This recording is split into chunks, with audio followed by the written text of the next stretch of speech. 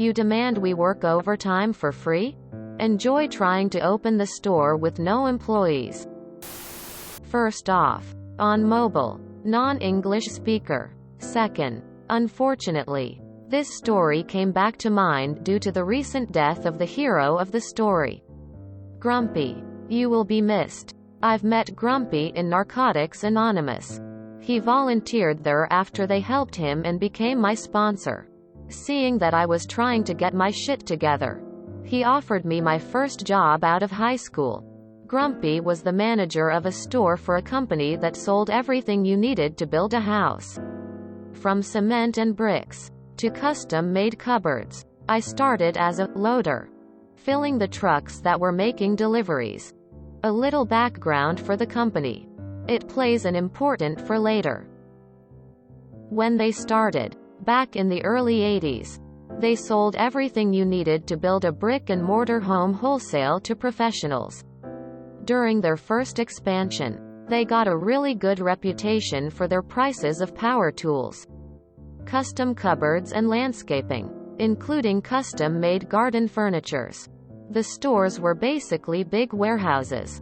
In mid-90s, they opened their doors to the general public, which, accompanied by a rising tent of DIY, skyrocketed their sales. That brought a second, smaller wave of expansion and the opening of the online store.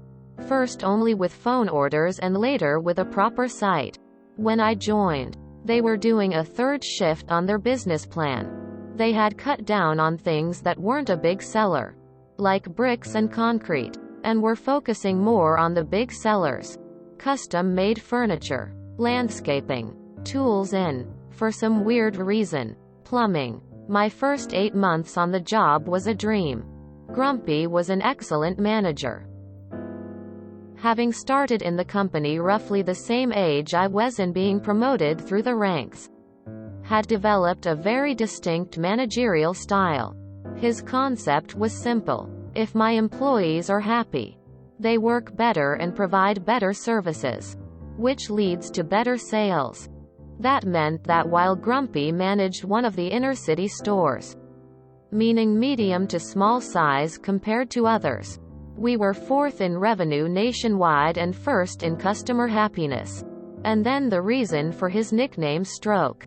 While everyone called him Grumpy, a nickname he was kind of proud of, he was far from it. The reason was he had a medical condition that affected his nerves and had left him with a permanent frown on his face. He had declined promotion due to that condition, knowing the extra stress would make his condition flare up, meaning he wouldn't be as effective as he would like. His medical condition flared up unexpectedly and Grumpy had to be hospitalized and be on sick leave for a time.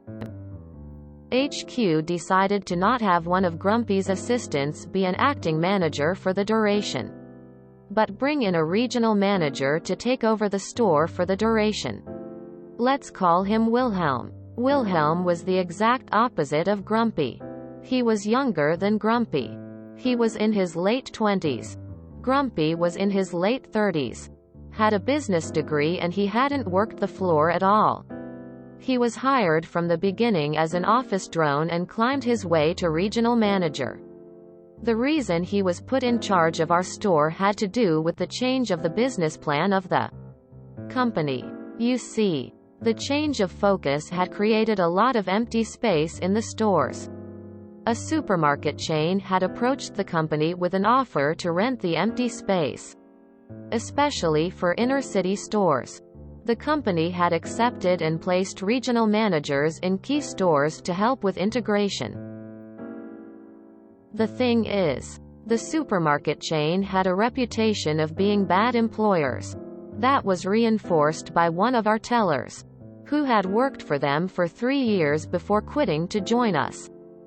Wilhelm didn't help also. His managerial style was based in only one concept: make more money in any way possible. He started by changing our schedule from monthly to weekly, raising the sales targets to unrealistic heights, and always demanded more. In the first 2 weeks, 6 experienced people had left. 4 quitted and 2 fired, and replaced by young, inexperienced people that were easier to manipulate. And then, the integration happened. The floor was the first to feel the problem. The supermarket opened its doors and was understaffed. Wilhelm started sending people over to help for 4 to 6 hours, while also demanding to work their regular shifts. If someone declined, she was written up. 2 write-ups in 6 months and you were fired. Then Wilhelm came to lay the law in the loading bay. The loading bay was shared between the 2 stores. Wilhelm declared that we had first helped the 2 guys of the supermarket unload their trucks first, because their products were perishable, and then started loading our own trucks. That would throw our delivery schedule to the wind. The loading crew worked 5 o'clock to 1300. We loaded first the trucks that had longer to travel, so they will be ready to leave at 7 o'clock at the latest. The company had a next-day delivery policy for a 150 miles radius. What Wilhelm declared meant we couldn't start loading our trucks before 7:30 and they couldn't start their route before 9:30. We said as much. But Wilhelm didn't care. He said we had to do both jobs. When someone inquired about overtime, Wilhelm said no. He said we already made too much money with unsocial hours, 5 o'clock to 8 o'clock, and leaving early. So he wouldn't approve overtime. So, from a nice environment that you wanted to work for, we all started getting miserable. We lost 10 people in the loading crew in a month because of the new rules. The new hires didn't last long. The floor was a mess also. Started turning personnel faster than a dollar hooker. Anyone who is staying is either looking for another job, is afraid of unemployment, or is too young to know better. The sales had a very small decline, but customer happiness is plummeting fast. After almost 6 months, all the old guard that was left was ready to quit, but our savior came back. Almost 6 months from the day he was hospitalized, Grumpy walks in the store to claim his rightful position. He isn't a knight in shining armor, riding a pure white horse, carrying a legendary sword. He is in a normal attire, slightly limping and holding a cane. We have a welcome back party and have a small glimmer of hope now he is back.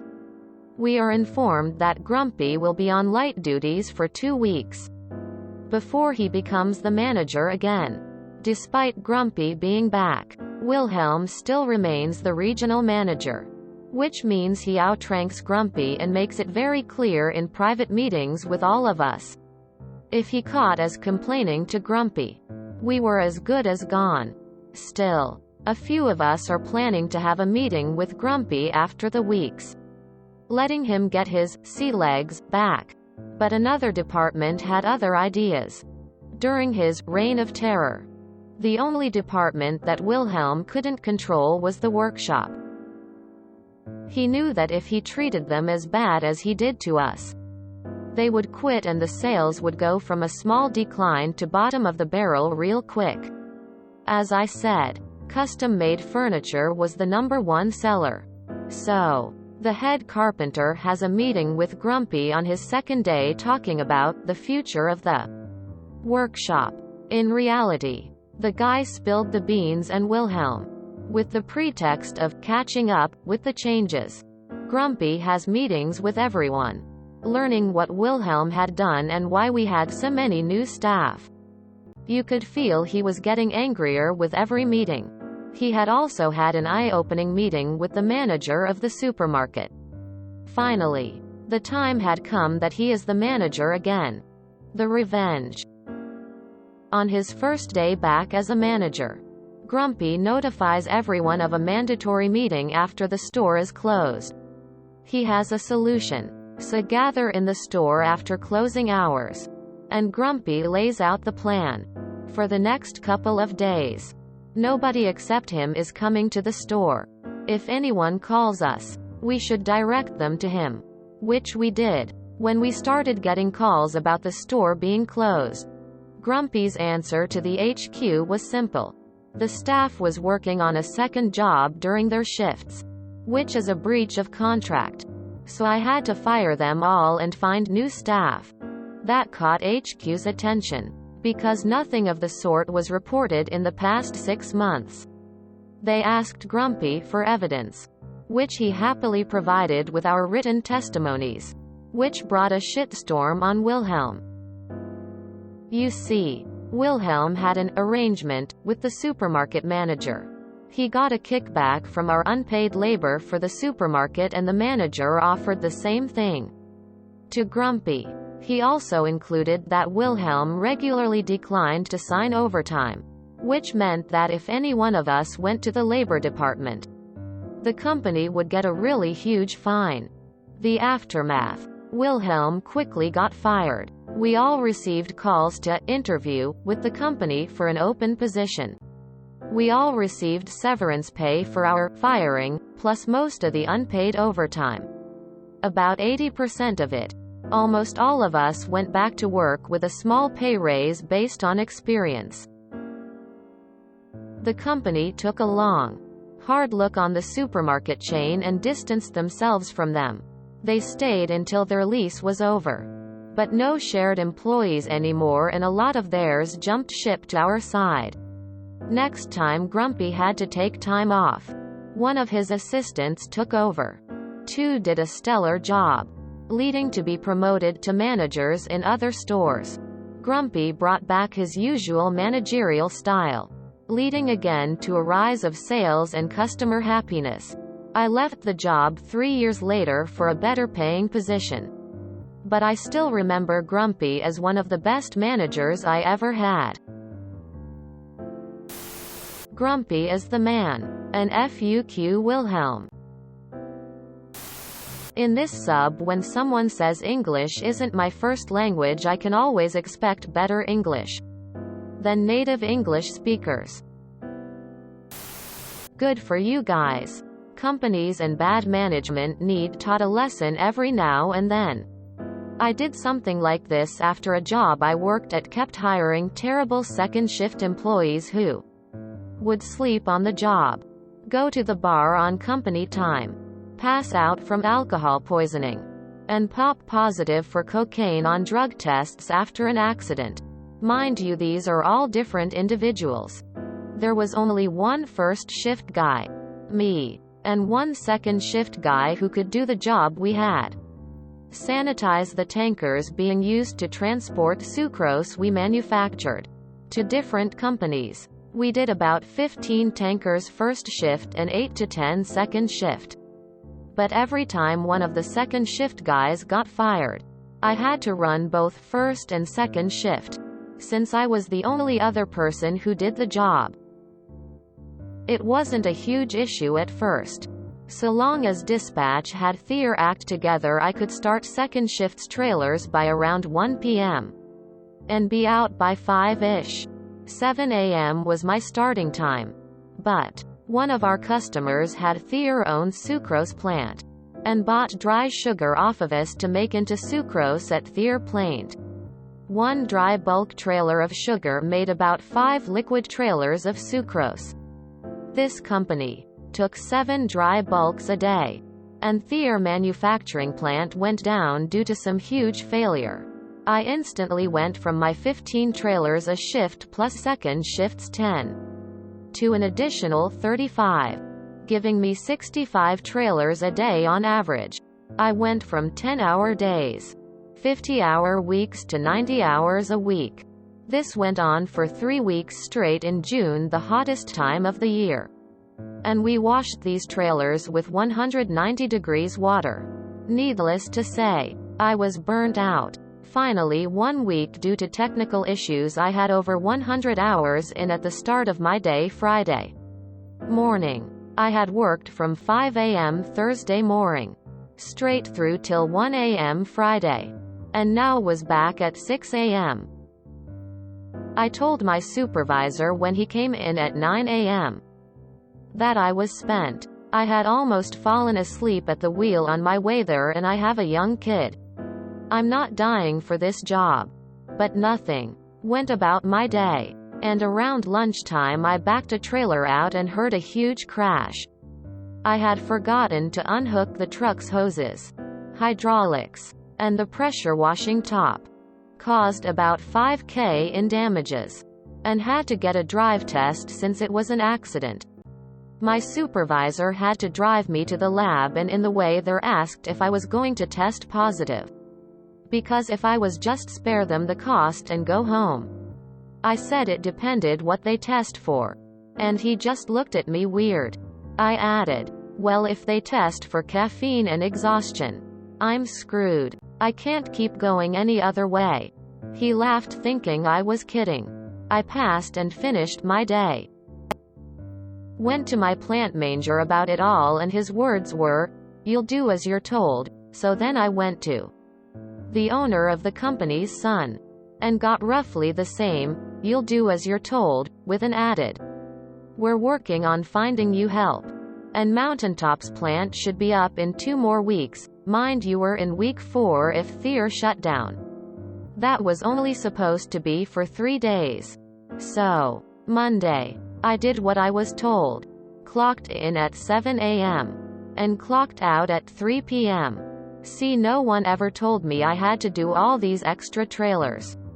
They just put them on my list. I was only ever told my hours and how many trailers a day that shift processed.